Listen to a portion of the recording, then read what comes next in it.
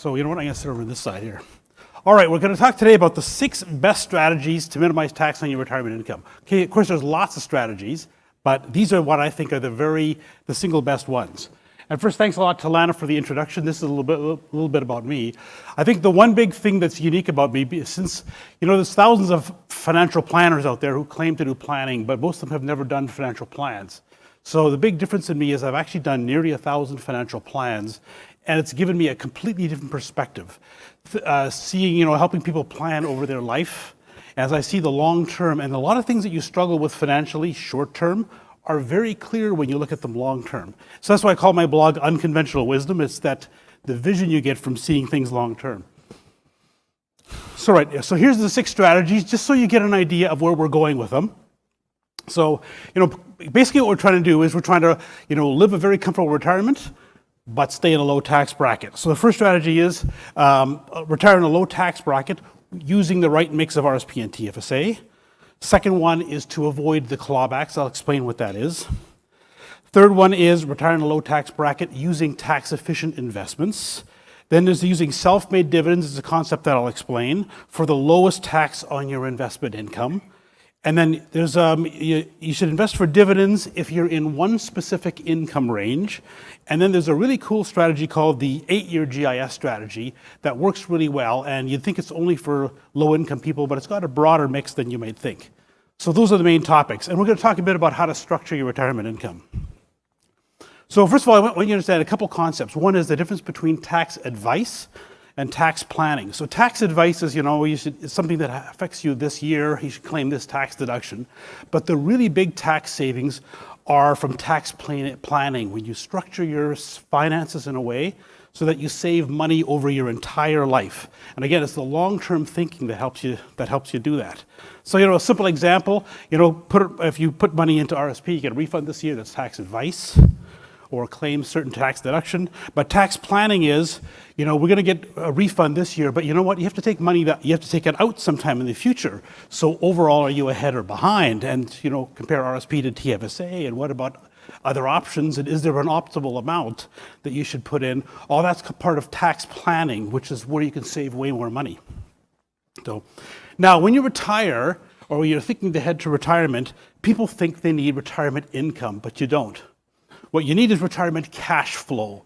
And it's a really important part of tax planning to understand this difference. So cash flow is the money you get that funds your lifestyle. Income is the taxable amount. It's what Revenue Canada thinks you're getting, at the amount that you have to pay tax on. So, and those can be actually really different. So when you're planning your retirement, you can plan to have a nice, comfortable lifestyle with high cash flow, and yet still plan for low taxable income, which is what we want to do. So we pay not too much tax. And when you do your planning well, those two numbers can be very different. So when you're working, you have a salary, you're used to all of your income is taxable, right? Like Derek was saying, your salary is all taxable. But when you're retired, they can be really different.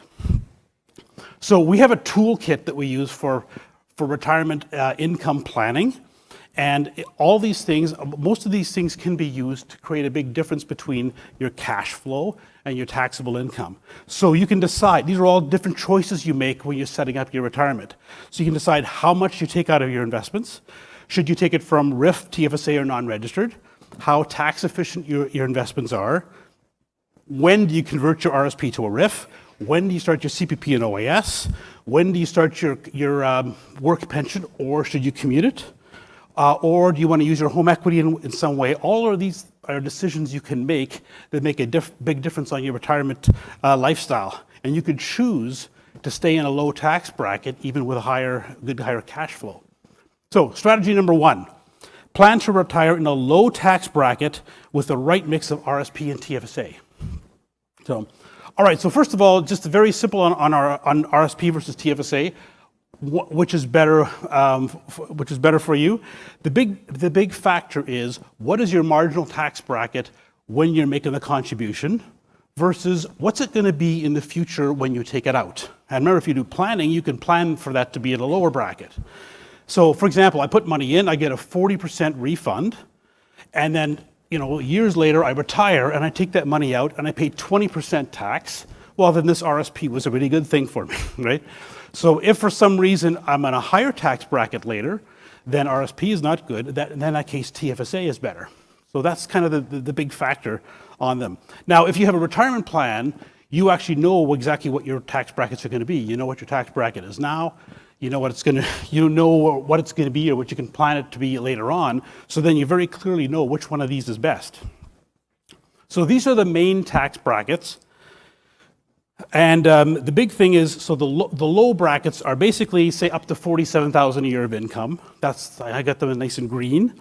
So if you're in that income, if you're in that area, RSP is probably not the best thing for you, because when you retire, that's the lowest bracket. When you retire, you're going to be in the same bracket or quite possibly higher.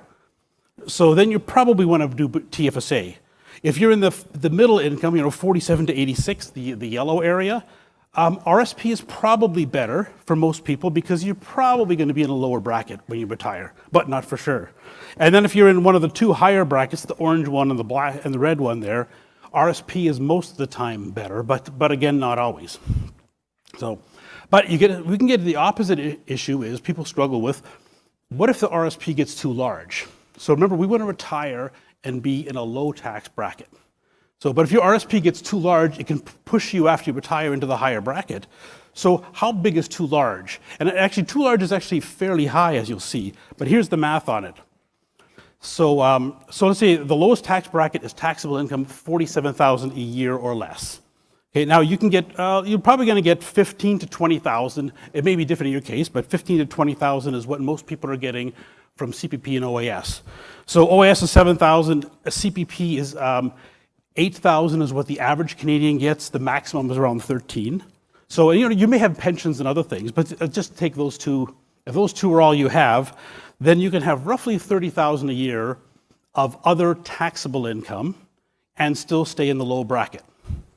All right? So now, when you convert your RSP to a RIF, there is a required minimum. You can take more, but there's a required minimum you have to take out.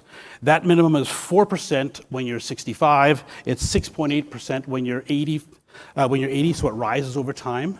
But if you use those amounts, that means that a RIF of around 500 to 750, you'd end up be taking out around 30,000. You could probably get it all out at the low bracket. If you're higher than that, you get pushed into the higher bracket. Okay. Now that's each for you. So if you're married, you and your spouse can each have 500 to 750. So that's $1 million to $1.5 million, and you could probably get all of it out at the low tax bracket, taking it out, but not too much at a time. So, and these tax levels are all adjusted for inflation. So if you're planning for retirement 25 years from now, cost of living will probably roughly double. So you can double that number. So if we're saving for retirement in 25 years, you can probably save up 2 to 3 million between you and your spouse and still have it all at the low tax bracket. So that's actually a fairly high amount. All right, strategy number 2, the clawbacks. So this is actually really interesting. I actually see hardly anybody out there talking about it, but in retirement planning for tax, this is actually a really huge factor. So first of all, there's 3 specific main ones that apply to retirees. I call them clawback taxes because these are all government programs where it's reduced based on your taxable income. Okay, so the 3 basic ones are the Guaranteed Income Supplement. So there you have to be part of the Old Age Security Program and must be receiving OAS to get it. So it means you have to be over 65. But it's a big clawback. It's 50% on income up to $19,000. And that's income up to $19,000 excluding Old Age Security. So if you're getting $7,000 of Old Age Security, it's up to $26,000 of taxable income. It's a 50% clawback. Okay? Then there's the Old Age Security. It's a clawback. It's a minimum one. It's a middle size, so it's 15% on a higher income between 76 and 123. And then there's the age clawback is fairly small. It's 3%, but it's on the middle income, 37 to 86,000. So now when you look at them, it actually changes tax planning a lot. So now if you look on the left, this is what your tax brackets are when you're under age 65. Those are the ones we saw before. When we add these 3 tax clawbacks on, you see a completely different picture. And now you see there's a bunch of red bands, and it's funny because there's a red band in the middle, and there's the highest tax Canadians of all are seniors making between 19 and 25,000 a year. They're taxed at 70% because it's a 50% clawback on your old age security, plus you're already paying 20% income tax. So now remember when we talked about RSP and TFSA, we want to look at what's your tax bracket now when you're working and what's it going to be when you retire. Now when you look at this, the picture gets a bit more complicated because you could actually you could make 200,000 now paying 48% bracket, but you could end up making 100,000 after you retire and be in a 52. You could end up being in a higher, right? And the biggest one is you got to watch out for the people that could plan to be in the lowest bracket and get some GIS. Then they're in the 70% bracket.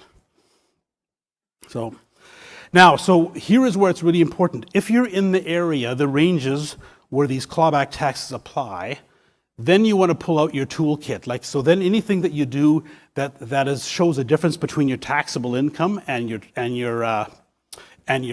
cash flow makes a big difference. Like all the tax planning you do works really well if you're in those ranges. So it's basically if you're going to retire with taxable income below 25,000 or above 47 or 76, like the middle or the higher brackets, then all the tax planning that you do makes a big difference.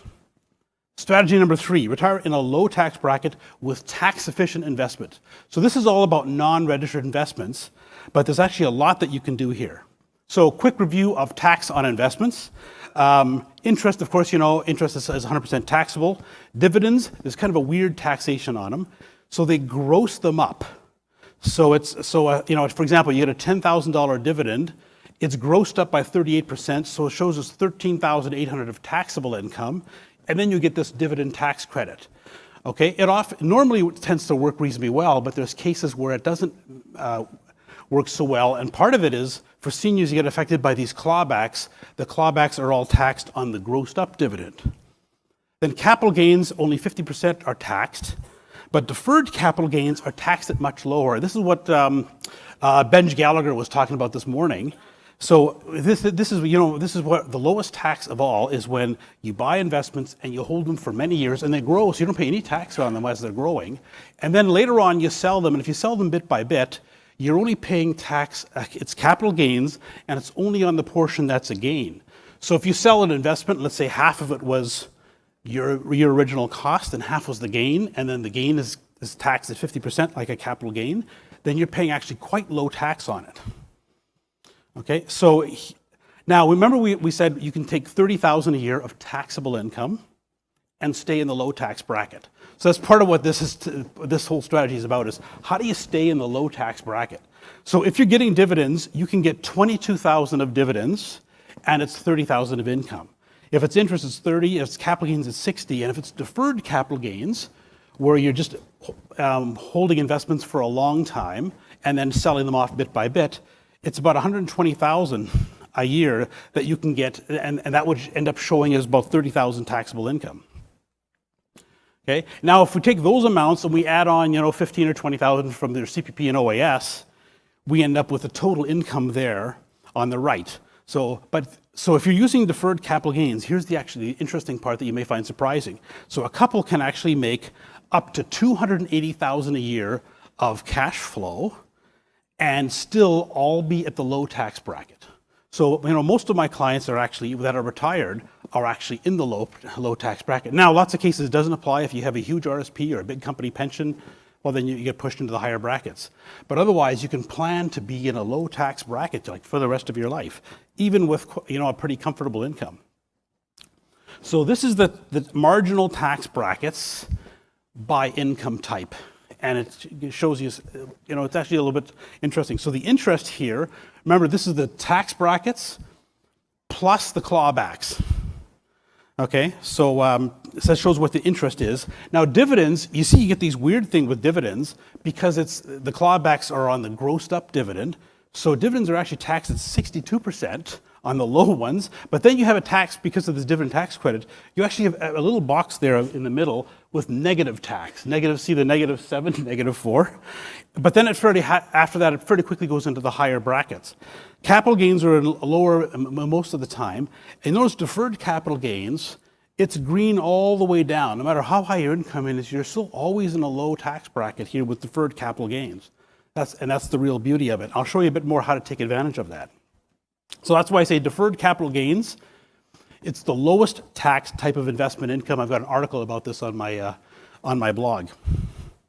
So strategy number 4 expands on this. So use self-made dividends to get the lowest tax on investment income. So self-made dividends are a term that I use to refer to systematic withdrawal plans. Basically what you're doing is you're selling a bit of your investment each month. You build up this big portfolio. This again is non-measured investments, and you just sell a bit of each month. So it sounds complicated, but it's not, right? So if I want $40,000 a year of cash flow, all I do is sell $40,000 of my investments each year, and whatever tax applies is what I'm going to pay. But if this is mostly capital gains, and these are investments that I bought, a number of years ago, remember it's only the gain portion again that's taxable. So you can actually pay pretty low tax on it. So let me give you an example. Let's say I have $1 million portfolio. I originally, my book value on it is $500,000. So it's like I've invested $500,000 over the years. It's grown to $1 million. Okay. Now I take $40,000 a year out of cash flow, out of this investment. So I take my $40,000 a year. So half of that was my book value. So the capital gain is $20,000, and capital gains are taxed at 50%. So it only adds $10,000 to my taxable income. And of course, I've planned to be in the low tax bracket, which is the 20% tax bracket. So I'm only paying $2,000 of tax on $40,000 a year of cash flow. All right, so that's how we use self-made dividends, this deferred capital gains basically, to stay in the lowest tax bracket. So that's why I say self-made dividends they're actually better than ordinary dividends in every way. And actually, so this is another article from my website, but it's actually really interesting when you see it. I know a lot of dividend investors, and I understand why they do it. But these self-made dividends can be better actually in every way. And just let me show you how much better they are. So first of all, you pay less tax in pretty well every tax bracket, if you remember that chart. And so I know a fair number of dividend investors, and I actually kind of feel so sorry for the struggle that they go through. Because what they're doing is, first of all, they're buying almost entirely Canadian companies, and they're trying to buy in companies that pay a lot, that pay a high dividend, and they're trying to build up this passive income so that their dividend is enough so that they can retire. But meanwhile, they're working and they're in a high tax bracket, right? So they're paying tax on it even before they retire. And then they don't decide how much the dividend is. It's the company that's paying it that decide these amounts of dividends change, right? So they don't actually have control of it. So with self-made dividends, you don't have to be in Canada. You can invest all over the world, but you can buy any company that you want, and you can buy based on valuation and growth and risk return, all the things that are really important. So you don't have to buy in Canada. You don't have to buy a stock that pays a high dividend. You can just buy a good quality investment. And you decide how much you receive. So, for example, when you're working, you probably want to have zero, that you're not going to withdraw anything from your investments, right? So you take zero out of your investments. The day you retire, you snap your fingers and say, okay, I want to take $50,000 a year out of my investments. It starts that day, and you get exactly $50,000, and you have complete control over it. And you're not, you don't have to pay tax. You're not forced to pay tax ahead of time before you retire on it. And the big thing is also the clawbacks. So remember, on dividends, all the clawbacks are on the grossed up dividends. They're 38% higher. But if these self-made dividends, they're all at very low levels because it's not a lot of taxable income. All right, strategy number 5. Having said all of what I just said, dividends actually do kind of work, but they only work in this one certain income bracket. And so it can work to have dividends. Now, to be honest with you, given all of what I just told you about the advantage of self-made dividends, I'm not generally a big believer in dividend investing. So even though this is a good strategy and can work really well, I tend to focus more on the self-made dividends anyway.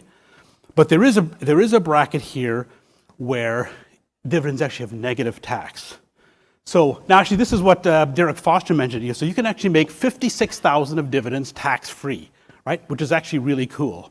So, however, it's not true after 65. Okay, that's just if you have no other income, but it's not true at all after 65 because, as you remember, it's in fact, it's badly not true. The first 1,000 of dividend, in fact, the first 25,000 of dividends that you get are taxed at 62%. So you're not actually paying any income tax, but you have this huge clawback on your guaranteed income supplement that you get. So, all right. So, but the important part of dividends is you see the window right below that, the -7, -4. It's actually negative tax. Don't you love negative tax? It's the government actually pays you more money. And that's just because of a quirk in the tax system. This actually doesn't apply in all 10 provinces. The negative tax is about 3 of the provinces and 2 are around 0. But it's something that'll probably eventually get adjusted away, but it's actually there right now. So you have to be really careful with dividends because the 62% bracket and the -7 are right beside each other. So if your taxable income is less than $25,000, you get a $1,000 dividend. You only get to keep $380 of it. So Justin Trudeau is going to take 62% of it. You get $380. But if your income's over over $25,000, you get a $1,000 dividend. You actually get to keep $1,070. Justin Trudeau will give you an extra $70. So isn't that kind of weird? But they're beside each other, so you really got to be careful where your income is. And I'm going to show you this because a lot of people don't believe that slide. They don't believe me for some reason. But here's how it works. You get a $1,000 dividend. It actually shows as $1,380 of taxable income. The clawback is 50% of that. So that if your income is under $25,000, you get this GIS. It's 50% of the $1,380 is your clawback. Then the tax is actually negative tax, -70. It's the most bizarre thing, isn't it? You get this really high clawback and then negative tax. But you end up at $620 as the tax for under $25,000, but it's -70 if you're above. So now there's a certain amount of income that you can get. So this bracket, I looked at, so what's the maximum amount of dividends that you can get and still be in this negative tax bracket? Because above that, dividends start getting taxed more highly again. And so the whole bracket where it's negative tax is $22,000. It's from $25,000 up to $47,000. And that's taxable income. So if you got $16,000 of dividends, of cash dividends, that would be $22,000 of taxable income. So really that's about the most dividends that you want to get and that you can get all with this negative tax. And the truth is, it's not really that much. It's never going to be that perfect, that you're going to be exactly at $25,000. It'll be right to there. So probably you want to have less than that. And so that applies if you're going to have exactly $25,000 of unavoidable other income. And so, for example, let's say you have CPP and OAS and you have a pension and you've already got $25,000 of taxable income. So now you can't, there's no way you can plan to have lower income. So you're going to be in this, and yet you're going to be in this 25 to 47 range. Dividends work beautifully for you. You pay in fact, you get negative tax, like no tax at all. But I say unavoidable because if you have CPP and OAS, and let's say your other investments is RIFs or investments or something, you can probably plan around being in a lower bracket and getting some of the GIS. And in that case, the dividends don't help you. You'd be better off with the deferred capital gains, and you can probably still plan to get some of the GIS. So here's strategy number 6, defer converting your RSP to do the 8-year GIS strategy. And this is actually a really cool strategy. I really kind of enjoy doing it when it works out. So first of all, what is it? You actually get $104,000 tax-free from the government. Isn't that cool when you get that? So it's $13,000 a year. This is for a couple with no other income. You get $13,000 a year for 8 years, $104,000, and it's all tax-free. And now, just a refresher on what this is. It's called the Guaranteed Income Supplement. It's part of the Old Age Security Program, so you have to be receiving OAS to get it, so you have to be over 65. And there's a 50% clawback on any taxable income other than the OAS. All right, so if you're in this bracket where you can get it, then it's very important to have a big difference between cash flow and the taxable income because there's huge clawback on the taxable income. Okay. However, now this is very low incomes, but if you use effective planning, it's actually quite surprising how many people can plan to get this. So if you're in this range, if you're going to do this GIS strategy, you need to have non-taxable cash flow. So that would be TFSAs or non-registered investments, or you're using your home equity in some way, or some way that'll give you money that's not taxed that you can live on. So here's how we do the strategy. Step number 1, you retire at age 65. You start your OAS at 65. You have to start it because the GIS program is part of it. Then you have to plan for 0 taxable income other than your OAS. Okay, so how do you do that? First of all, you defer your CPP to age 70. Usually, I've actually had a couple cases where we were able to take CPP anyway, but usually you refer CPP to age 70. You defer converting your RSP to a RIF until age 71 or the end of age 71, so you don't actually start collecting any until you're 72. If you have a company pension, it actually might wipe all this out, because if you got a big pension, like, so the people that GIS strategy doesn't work for is the government employees with big pensions. So it's nice actually when we get something they don't get. If they got a big pension, they can't really do this. But if you have a pension, one option that you could do is you can convert it to a locked-in RSP. It's called commuting the pension. And that means you can actually defer it also till age 71, so which would allow you to do this strategy. Okay? Now, this whole idea of commuting a pension is a big decision. There's actually very big pros and very big cons. So I wouldn't suggest to commute it just to do the GIS strategy. There's a lot to look at. So if you're thinking about that, get some professional advice on it. But my point is, it is possible to defer the pension as well, so that you don't get it till age 72. And then you got to fund your desired lifestyle, the retirement lifestyle you want, all with non-taxable cash flow. So let's take a look at how this could be. So for a couple, you get $7,000 each of OAS, and you get $13,000 from GIS. So that's $27,000 tax-free from the government.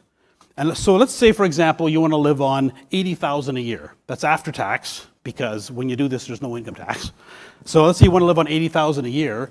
Then you need $53,000 a year of other cash flow that's not taxable. So, and if you want to do it for 8 years, you need $400,000 to $500,000 of other cash flow somehow to do this.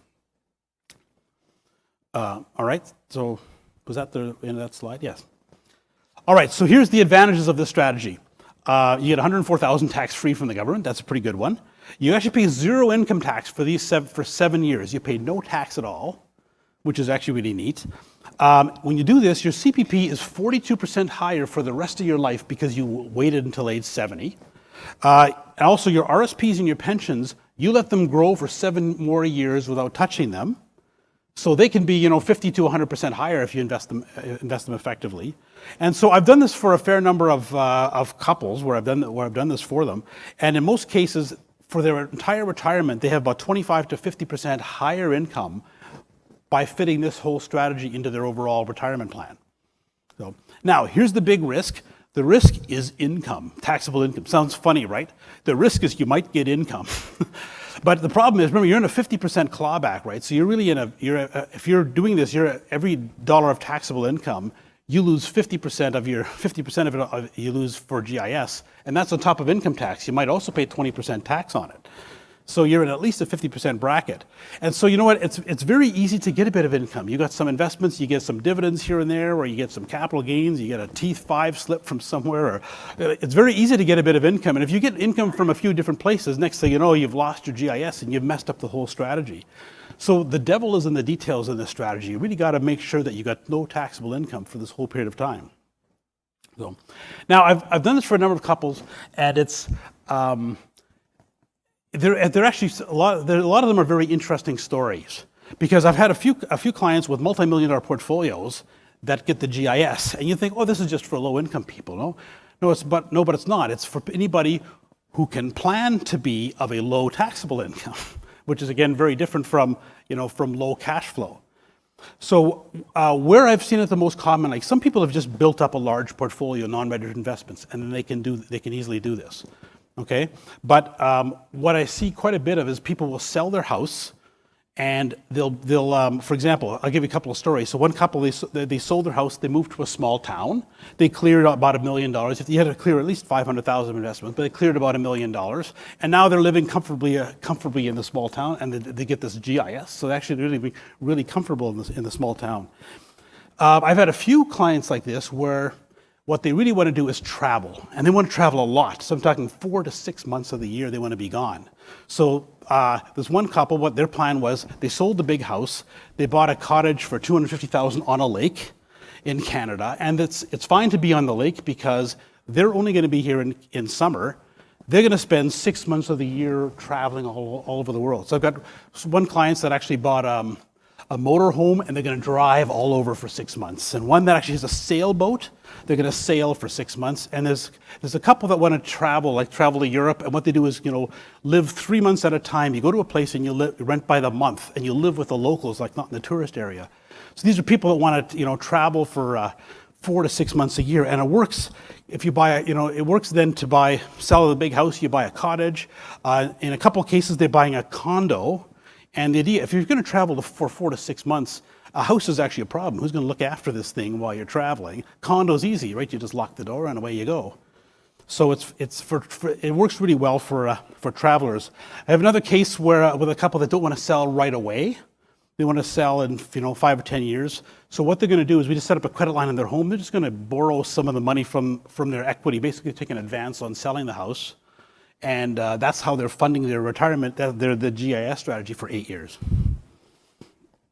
Now, there are some ways to boost this because you have to be so careful with taxable income. Here's some cool ideas that can boost it. Now, first, not everybody knows this, but if you make an RSP contribution, you don't actually have to deduct it. You could make the RSP contribution and carry it forward.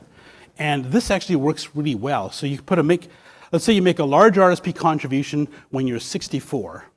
You don't deduct it because you're only in a 30 or 40% bracket, but you're going to be in a 50% or higher bracket while you're doing this GIS strategy, right? So you defer your deduction, and that way, while you're doing the GIS strategy, you can claim all of these RSP deductions to offset any of the taxable income you get. So you get this T5 slip, or you get some dividend or capital gain. You can offset it with RSPs that you carry forward, and that way you get the maximum. GIS. Now, if you're doing this, your tax software will tell you the wrong thing to do. It'll tell you to claim just enough RSP to bring your tax to zero. But if you're doing the GIS strategy, you want your taxable income to be zero, except for OAS. So you want your taxable income to be the amount of OAS that you got, right? So that you have to actually do that manually, claim exactly the right amount of it. But if you have a big carry forward, you can claim exactly the right amount every year. Another idea is you can withdraw all your RSPs before age 65. Then you get GIS then it's not an 8-year GIS strategy, it's GIS for life. Okay, because RSPs is what can stop you from getting this. Now, this strategy doesn't nearly always work. It tends to work more for people that want to retire quite a bit earlier, 60 or 55. And what happens is you've got a number of years where they can take all the money out of their RSP, and the RSPs aren't that large, and then they get a lot of GIS later on. But you have to actually do the math on it because you're taking the RSP out earlier, which means you're paying tax on it when you could defer it a lot longer. So you have to do the math on really whether that's better or not. Given you're prepaying tax, but you get some GIS. So another idea is if you have a bunch of non-registered investments, you can what we call crystallize the gains before you retire. So when you're 64, you take all the investments that you have, the non-registered that have a gain, you sell them all, and then you immediately buy them all back. You don't even have to wait 30 days. You buy them all back. Now you claim this big capital gain when you're 64. But that means your book value is now all the way up to the market value, right? So now, when you're taking your deferred capital gains or your self-made dividends, you're selling a bit of the investment each month. There's basically no capital gain on it, right? So it's pretty well all tax-free. So with some planning, there's some really good ways you can boost it. So those are the 6 strategies, and the idea is we put all this plus everything else you do, it should all be put together into an effective retirement plan. Okay, so how do you, and basically what I'm trying to do in the retirement plan is you define how you want to live, what's the cash flow you want, and then of course we want to stay in a low tax bracket and not pay too much tax on it. So how do you set up your retirement cash flow in the most efficient way? So you've got all these different sources of income, and you can decide how much of each one to take and when to take it, and that's really what all the tax planning is about. And you want to do this to try to stay in a low tax bracket. So you can choose your retirement based on your desired lifestyle and staying in a low tax bracket, and also what you want to take out a sustainable amount. Like so out of your investments, you got to figure out how much can you actually take out because you don't want to run out of money somewhere in your life. So I actually looked at this part of it as well. So you've got this big investment portfolio. How much could you actually take out a year? And because you want to take as much as you can, but you don't want to risk running out of money, right? Because the last thing we want to do, we call it the big risk of retirement planning, retirement income, is outliving your money, right? You're 80 or 85, you've run out of money. Now what? And you're not going to go back to work. So that's what the big risk is. So the question is, how much can you safely withdraw? And remember, retirement's long, right? It's 30 plus years. So financial advisors, financial planners use this thing called the rule of thumb. This rule of thumb called the 4% rule. The idea is you can take 4% of your investments out every year. you can increase it by inflation and it'll last as long as you do. That's the theory. Okay, for example, you have $1 million investments, you take $40,000 a year out, you just increase it by inflation, and it should work. So I'm a math guy, so I did the test. Does this thing work? So this is the 4% rule. This is what the stock market does. Okay, so this is 150 years of stock market history. Every line on here is somebody's 30-year retirement. So it's based on, they started at $1 million. See on the left, it started at $1 million. And then it's what happened to their investments. They took $40,000 a year out and they increased it by inflation, and that's what actually happened. And you see, most of the time they end up with $4 million or more left at the end of 30 years. But the big focus is on, look at the zero line down there. Sorry, I got a pointer here. But you can see the zero line down here. There's a few times it got down to zero. And so that's what the worry is. Those few times you run out of money. But see, it worked 97% of the time in the last 150 years, and that's unmanaged. That's you just took that amount. You never, took less or planned around it or anything. So 97% success rate sounds like it works, right? But here it is with bonds. Okay, with bonds, the 4% rule had a 47% success rate. So that's pretty bad, actually. So most of the people in the last 150 years that used the 4% rule with bond investments ran out of money. And in fact, the funny thing is, if you look at the last 35 years over here, this part, it actually looked pretty good, but the 100 years before that were all bad. So anybody who looks at the 4% rule, I can tell you the last 35 years are completely unlike any other time in history. And it's because, interest rates were 20% and they fell down to 2%, so bonds looked really good for a long time. But now interest rates bottomed at in 2015, so they're not falling anymore. So I think we got to assume that we can't really count on the bonds part to work with the 4% rule. So then what I did is I graphed it. So that shows different portfolios and how they did. So this is based on the last 150 years. On the left, it's 100% stocks. On the right, it's 100% bonds. So the 4% rule is the blue line in the middle. I also looked at 5 and 3. What if you took more? What if you take less? How did that work? And so we see the 4% rule works if you have 70% or more in equities, 70 to 100% in equities, but it doesn't work for more conservative investors. And as you know, most seniors don't have all equities. Most seniors have fairly conservative portfolios, mostly in bonds, right? So if you look at the 30-70 or the 80-20, you see the success rate there is 86% and 69. So it's like a 14% or a 31% failure rate. So that's actually pretty bad. So what I can tell you is, despite whatever your advisor may say, the 4% rule does not work for most seniors. It didn't work in the last 150 years, and it's probably not going to work going forward, except for people who have 70 to 100% in equities.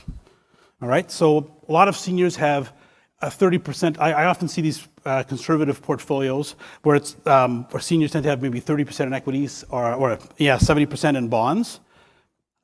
You actually have a 14% chance of running out of money using that through history. So that's not at all safe. So, all right. So I suggest get rid of the 4% rule. Here's the new rule. It's a little bit long.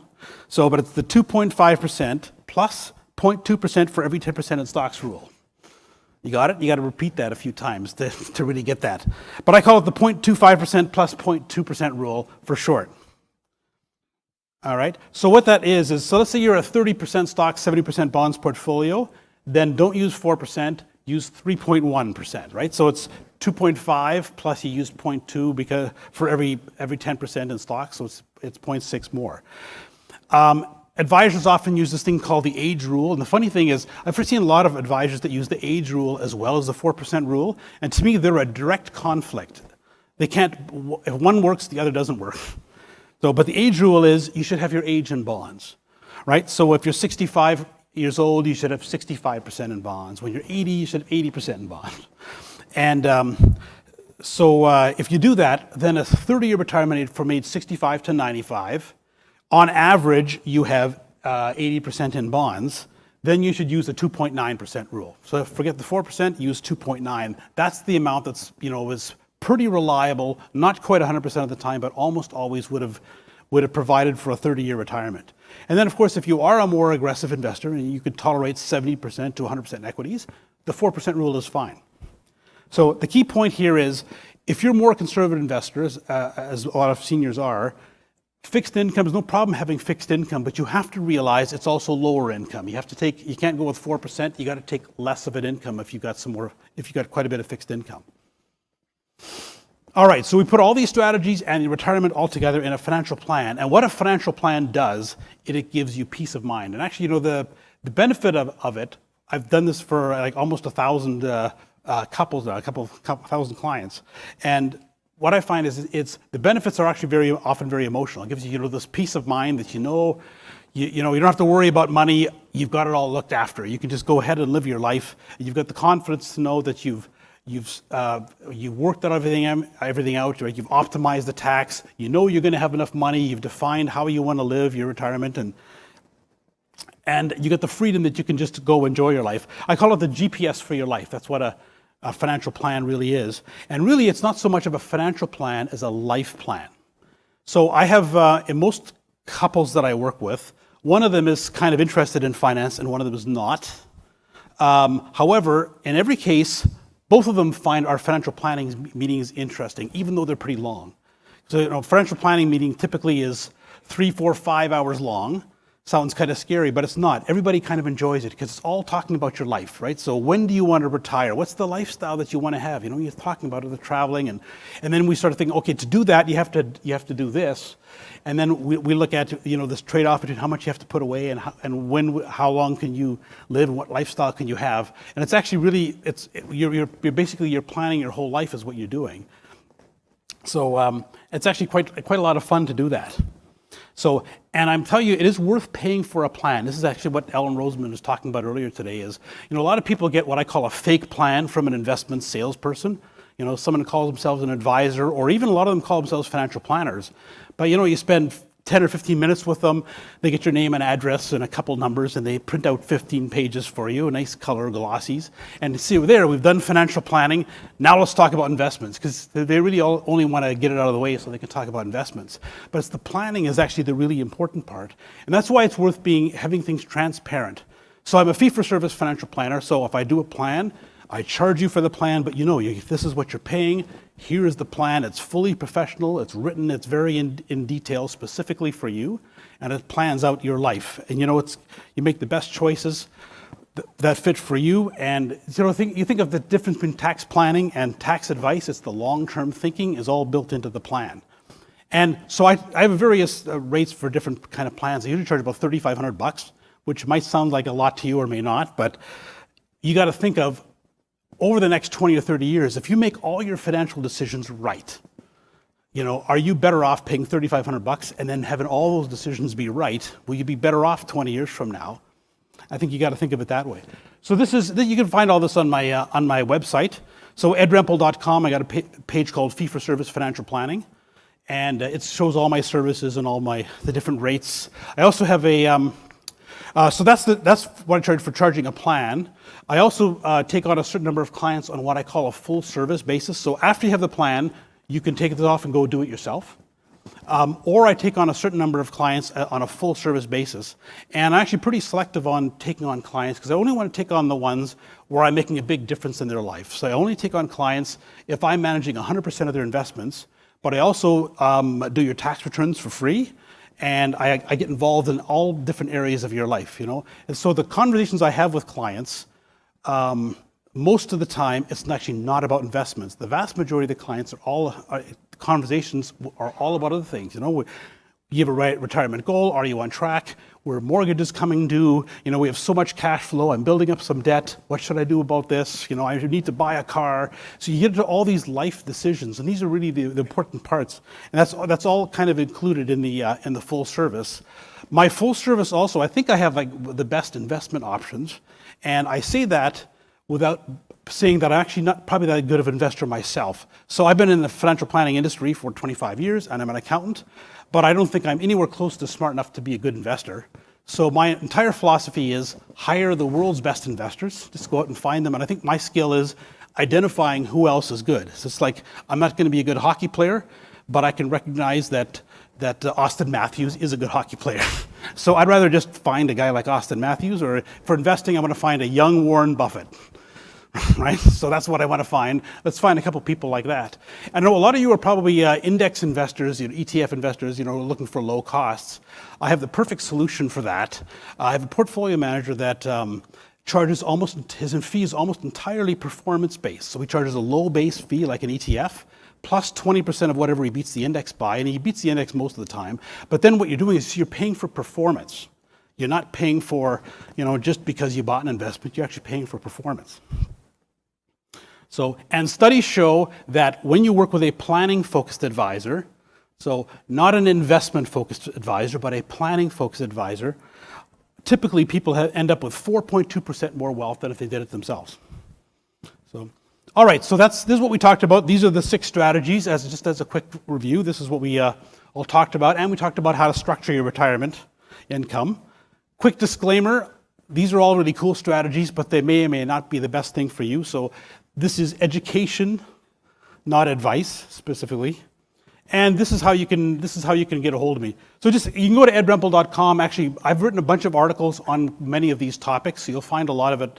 You'll be able to find it on my blog that you can read.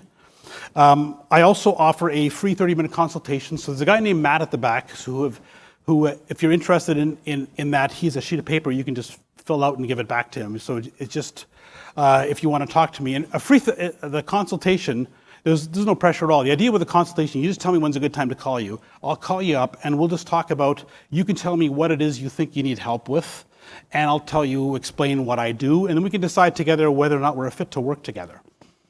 All right, so that's basically it. Now, how are we doing on time? I think we're about out of time. Where's Lana? 2:45. Yeah, I think we're probably out of time. So do we have any questions? I think we can stay around for a few minutes if we have questions. So